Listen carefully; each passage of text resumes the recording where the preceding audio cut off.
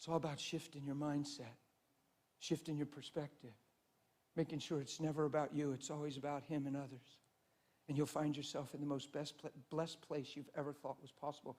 You can't even describe the blessing of selflessness, because you're not free until you're free from you. In fact, Satan only has the power to work with what you give him. The ruler of this world cometh and has nothing in me, Jesus said. Don't forget, he was selfless. You can just say it's because of his deity, I understand. But the Bible talks about the evil one touching us not. And men that live in sanctification and purity live in this place. It's like Psalms 91. Yeah?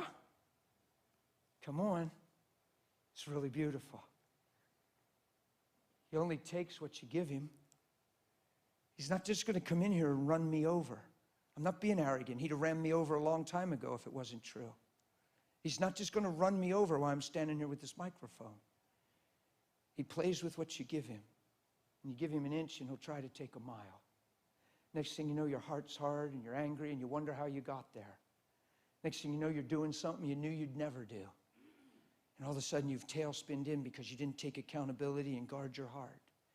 And you've allowed something that wasn't the kingdom to have place, and you acted on it. And it snowballed. Next thing you know, you don't even feel like you love God.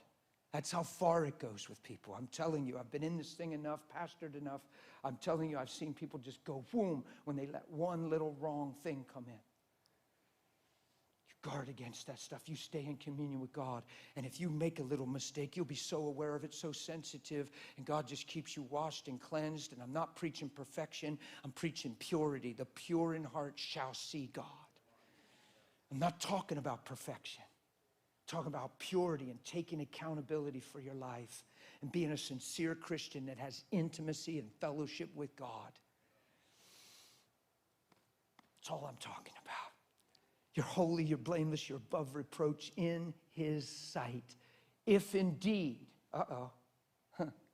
if indeed you continue in the faith. In other words, if indeed you continue believing that resume and aren't turned away from the hope in which you heard. It's unfortunate you can attend a church your whole life and never hear this hope. I know you heard this hope in this church. But you could go to church your whole life and never hear this hope. The emphasis is always on sin. The emphasis isn't on righteousness and holy and blameless and above reproach. And when you preach it, people get really freaked out and they think you're being a heretic and all you're doing is reading scripture. It's very important. When I used you as that example and gave that little illustration, that felt good in your heart. You enjoyed that. Yeah, because it's a happy place. Live there. Only ever be found there. It's your place to abide. It's where he paid for you to live. Are you all with me?